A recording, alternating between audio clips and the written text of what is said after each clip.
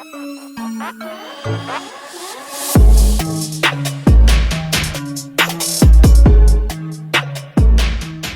everyone, welcome to Campner Canucks. My name is Rev Trev, and I'm glad you're here. Today we're going to be talking about a weird topic. I know it won't be very popular, but I produce Canucks content that is passionate, realistic, and honest, and I want to honestly talk about what's wrong with Elias Pettersson, who I call PETEY the Ghost. What is the deal? He's been invisible. He's not the same.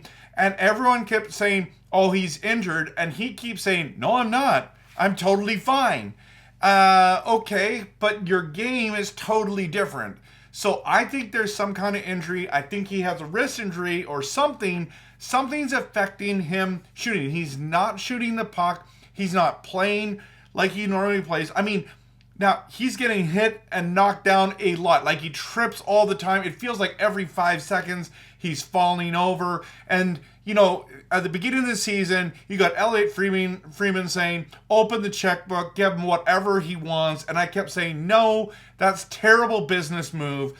I do think he needs to get paid, but I am very concerned about what's happening with Pettersson, and he does not look the same. And I do not think we should be opening the checkbook. Now, I do want him to resign if he gets players. See, this is the thing about Canucks fans. We've overpaid way too many players. So if you're going to make the big money, and I'm all for you earning your cash, okay, you got to produce. So if we had signed you to $12, $13 million, and this was on what we're seeing, I'm telling you right now, the fan base would be losing it. And every market should be upset about a star that's not playing. Now, obviously, he started the season on fire. We were really excited. The Canucks were flying.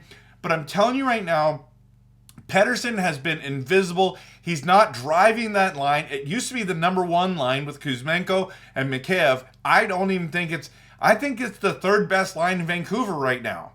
And so much so that he's now just took Mikheyev off of that line, put it with Miller, because that has been our number one line. It's bad. You know it's bad when your best line in Vancouver is Garland, Bluger, and Dakota Joshua, right? Like, that's what happened against Vegas. That was our best line.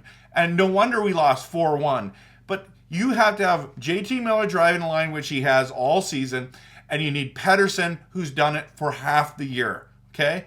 But if you look at his stats in the last number of games, like, he has not looked good. Now, some of you are going to bring up the Anaheim game where he had the wraparound.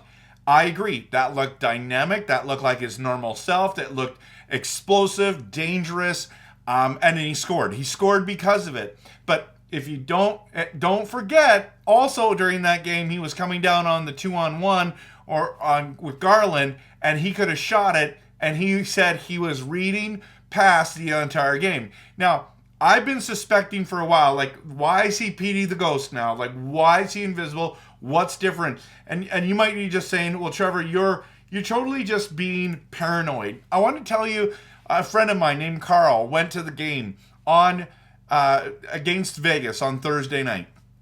And he literally messaged me this during the game. Something is definitely wrong with PETEY. All warm-up, all he did was he just took a knee. And then he had 0 shots on net all game, and he'd hardly had any ice time. I mean, he had less ice time than he normally does. I think he had something like he had 18 and a half minutes, which is not bad, but he normally was getting 21, 24, 20 to 24 minutes a game. He had less ice time. He looks lost out there. He looks like, I don't know, he just seems off to me. And I want to know if that's what you think as well. So he scored. He didn't have a shot on net last game. He scored against Anaheim the next time he scored. So that was November 28th. The last time he scored a goal was the first goal of the game on November 16th. And I believe that was against Calgary. Okay. And we ended up losing that game against Calgary. But But that's the wild part about this team, or about Pettersson, is that and this team is, we need Pettersson to drive that line. We need Pettersson to be an elite player.